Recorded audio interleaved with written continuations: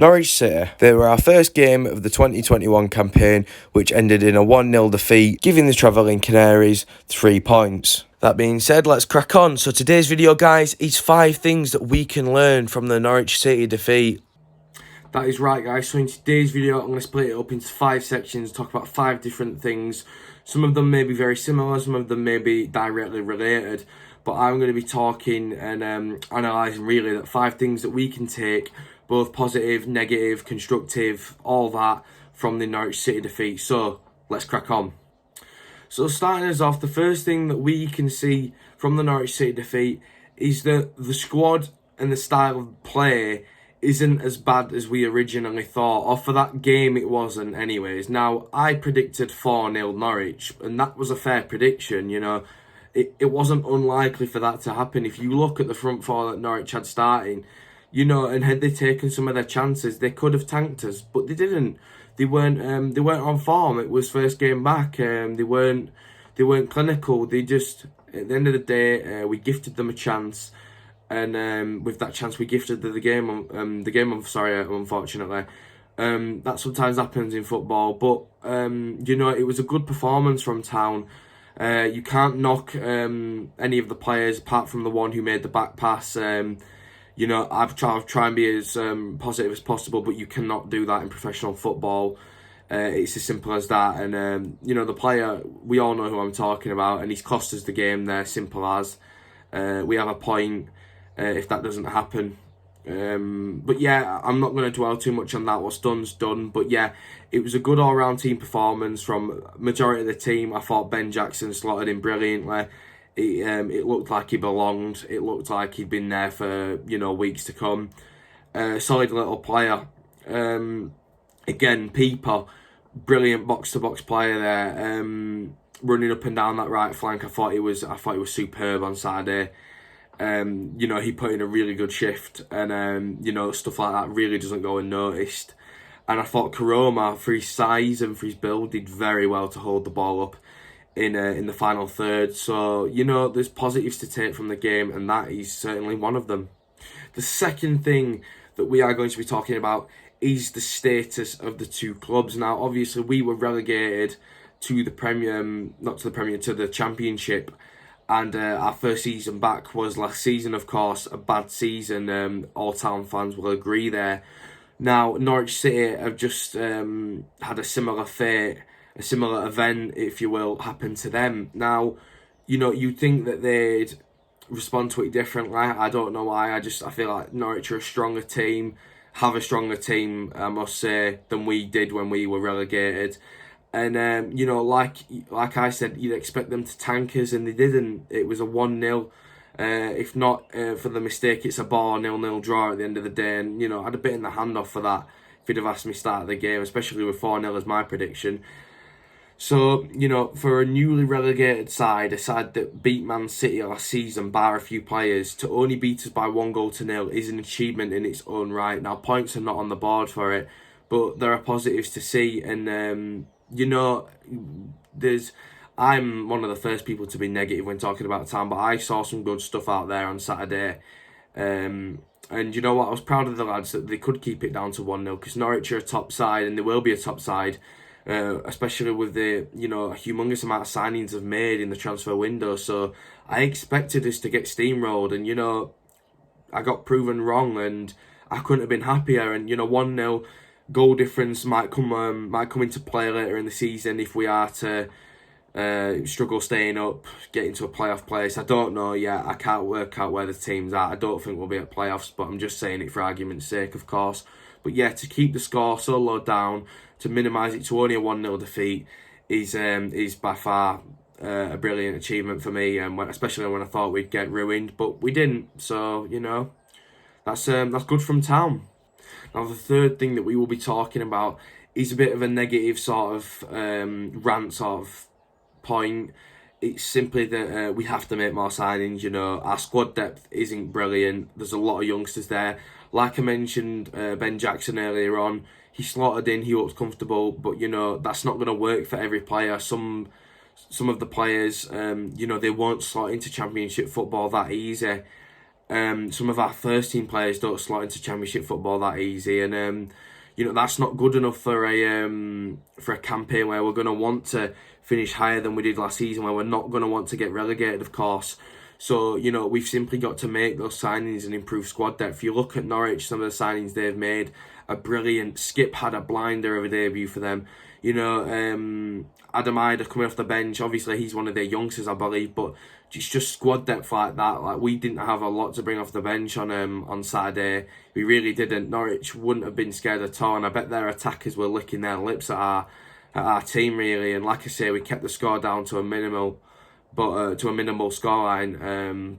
But Norwich have made loads of quality signings, and we kind of need to follow in their footsteps. My apologies, but yeah, Norwich are an example of what a transfer window should be like, and like I say, we need to mirror that if we can.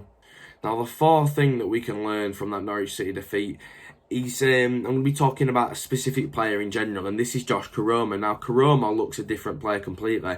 The nutmeg he pulled off on that defender, and then he nearly put the shot in, that was brilliant, and it was very composed.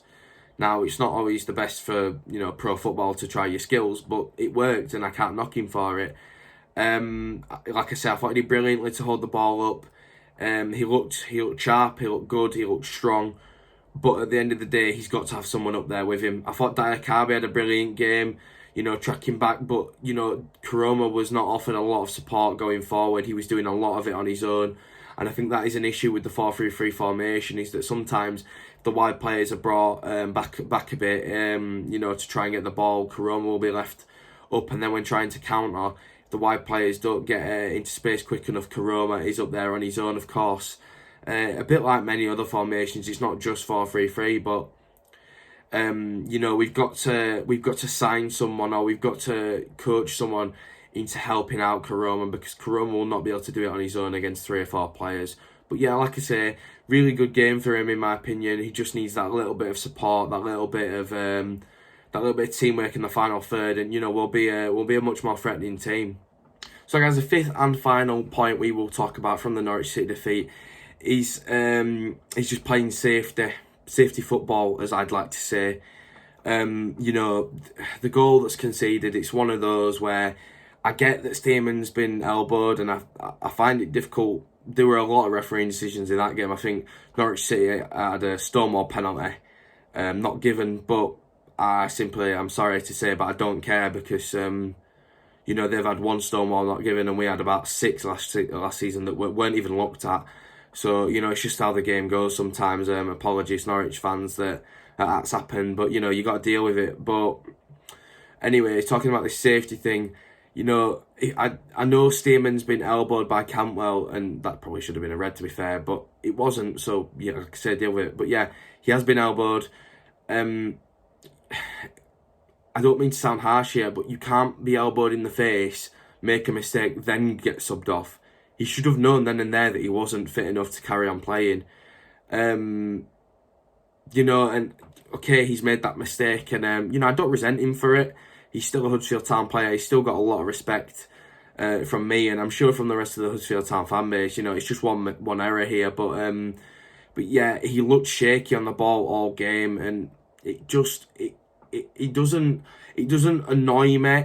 I think the key word here would just be irritate.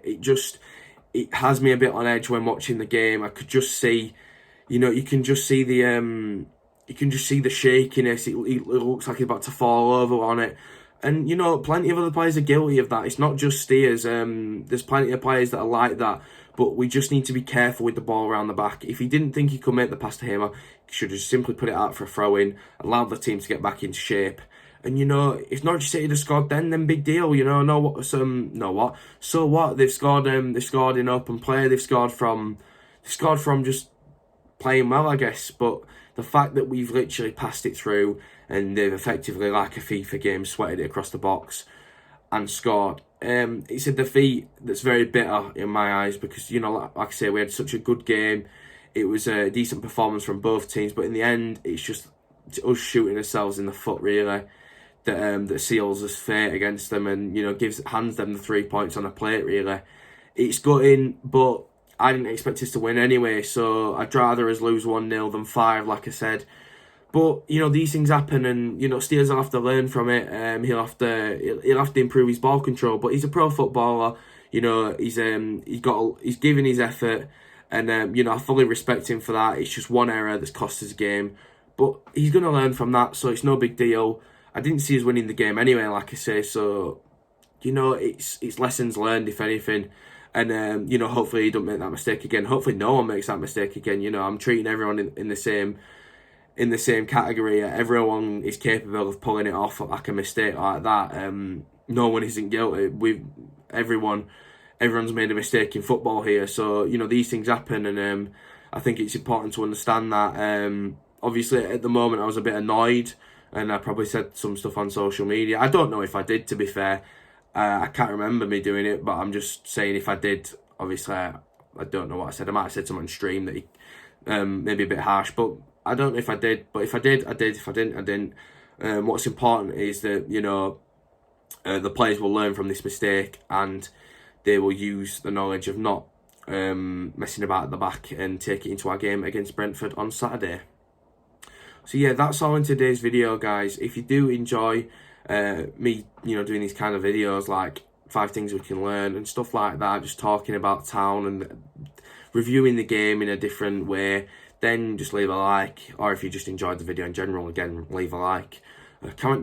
Comment down below what you thought of the video, what you think of my opinions, and you know, if you agree or disagree respectfully, and what you thought of the Norwich City lineup, our lineup, the style of football, anything at all, and I'll get replying to them all.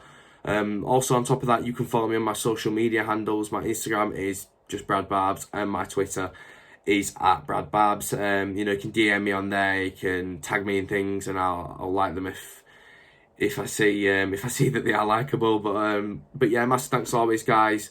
We're nearly at 2.3k subs. If we can get that soon, that'd be mad. But yeah, like I say, subscribe, like the video, and comment down below what you thought. Anyway, guys, thank you so much for tuning in today, taking the time out of your day to watch my content. Thank you so much, and I'll catch you in the next one.